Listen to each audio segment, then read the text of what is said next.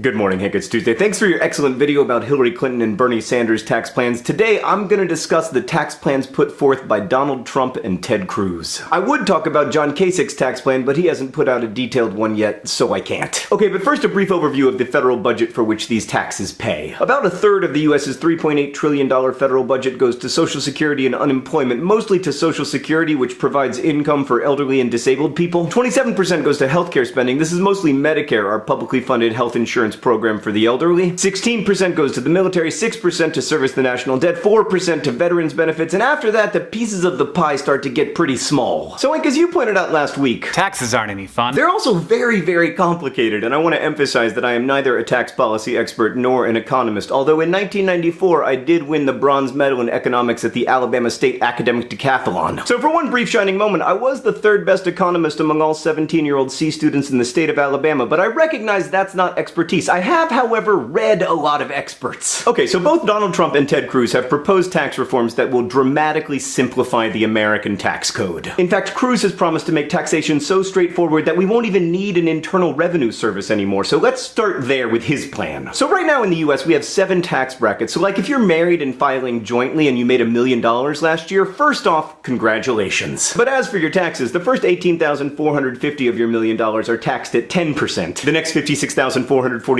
are taxed at 15%, etc., with everything over $465-ish thousand taxed at the top US marginal tax rate of 39.6%. Except not actually, because of deductions. Like if you have a mortgage, you can deduct the interest you pay, money you give to charity can be deducted as well, your student loan interest might be deductible, some retirement savings, some childcare costs, lots of other stuff. But let's imagine an extremely unlikely scenario where you're making $1 million a year but don't claim any of these deductions. You can still claim the so-called standard deduction. This is a tax deduction available to everyone. If you're married and filing jointly, it's currently $12,600 per year. So your first $12,600 of income wouldn't be taxed regardless. In the end, with $1 million of income taking only the standard deduction, you'd pay around $343,427 in tax, an effective tax rate of like 34.3%. The same family earning $250,000 a year would pay $53,755, an effective tax rate of 21.5%. And if your family had the median US household income of around $52,000, you'd pay just under $5,000 in federal income taxes, an effective tax rate of about 9.6%. Ted Cruz's plan is to collapse these 7 tax brackets into a single 10% tax rate for all income. This is sometimes called a flat tax. Crucially, Cruz would also increase the standard deduction to $20,000 a year for married couples filing jointly. So the median US household income would end up paying $3,200 a year in federal taxes instead of $5,000, a reduction of $1,800 or 34%. The family making $1 million a year would pay $98,000 a year in taxes, a reduction of $245,000 per year or 72%. So everyone would pay less tax, but the wealthiest Americans would see by far the biggest cuts, both in percentage and absolute dollars. Cruz would also eliminate most of the aforementioned tax deductions, except for mortgage interest and charitable giving. He would also eliminate all federal gift and estate taxes and repeal all corporate and payroll taxes in favor of a 16% kind of VAT, which is where it gets really interesting. Insofar as this stuff can be interesting. By the way, Europeans were like, oh my god, he finally said a word I recognize, VAT. Kinda. In most European countries, there's a broad tax on consumption called the VAT, or value-added tax. Cruz's VAT is a little different. Basically, it taxes businesses' revenues minus their capital investments and the money they pay to other companies. I'm gonna oversimplify here a little bit, but imagine I wanted to start a company selling t-shirts that celebrated my love of pizza that were available for $20 right now at dftba.com. Now imagine that I had to pay a company $10 to manufacture each t-shirt. I would only pay VAT on the $10 difference. The other company would pay VAT on the $10 that I paid them. And then they would get to subtract any non-wage costs they incurred making the shirt, etc. Also, if I wanted to buy my own machine to make t-shirts, I could subtract the cost of that machine from my revenue before paying the VAT. The money left over is either profit that goes to owners or wages that go to employees. So basically, it's a tax on both wages and corporate profits, and it would aim to do a better job than our current system does of actually, like, taxing economic activity, which would be good because, as you might have heard, with the current system, there's a fair bit of tax avoidance going on. Lots of economists, although certainly not all of them, like like the idea of this kind of VAT. But Cruz's specific plan would dramatically reduce the amount of federal revenue. Like the Nonpartisan Tax Policy Center calculates that Cruz's plan would reduce federal revenue by $8.6 trillion over the next 10 years. Now, Cruz says that by eliminating the IRS and a few other federal agencies, the government can save $500 billion over the next decade, but that's less than 10% of the shortfall. Like, if you ceased all military spending in the United States, you'd still be $2 trillion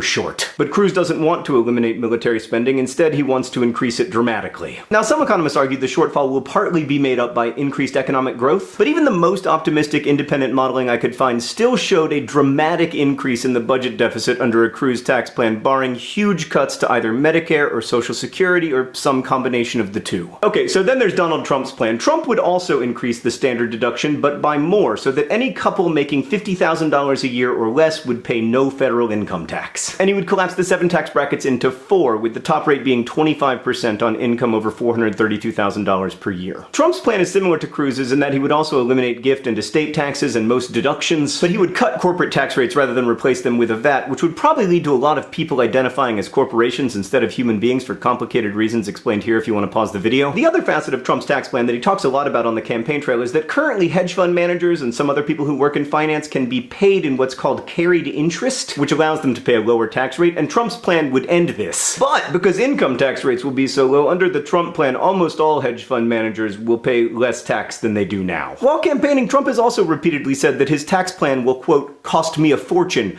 which is just not true. Like under the Trump plan, if you make $1 million a year, you'll pay about $200,000 a year in taxes, which is much higher than under the Cruz plan, but much, much lower than the current rates. But altogether, Trump's proposed tax plan would actually cost the federal government more revenue than Cruz's plan, somewhere between $10 and $12 trillion over the next decade. That's about like 25% of the total federal budget. He has said that his tax policy will be revenue neutral, but in response to that, the right-leaning Center for Federal Tax Policy wrote an op-ed entitled, "Donald Trump's tax plan will not be revenue neutral under any circumstances." The Tax Policy Center, meanwhile, estimates that eliminating the United States military altogether would cover just about half of the revenue gap created by Trump's tax plan. So in summary, Ted Cruz's tax plan involves a radical simplification of the tax code. A flat 10% income tax would lead to lower taxes for all Americans, but the wealthy would benefit the most. And Cruz's strategy for revamping the corporate tax code has support among a lot of economists, but the low rates would lead to dramatically higher budget deficits. Trump's tax plan would probably lead to even bigger deficits. As with Cruz's tax plan, everyone would pay lower taxes, but the rich get the majority of the benefit, although Trump's tax plan does not benefit the rich as much as Cruz's does. But more importantly, neither of these plans is at all feasible unless we completely reimagine the role that government plays in American lives, especially the lives of the elderly, the disabled, and military veterans. Budget cuts to services benefiting those people are extremely politically unpopular, so much so that both candidates have promised to find a way to preserve those programs. But to speak frankly, neither of these candidates has offered a serious explanation for how they would do that. You simply cannot cut government receipts by 20% while preserving the programs that together make up more than 80% of the budget. Hank,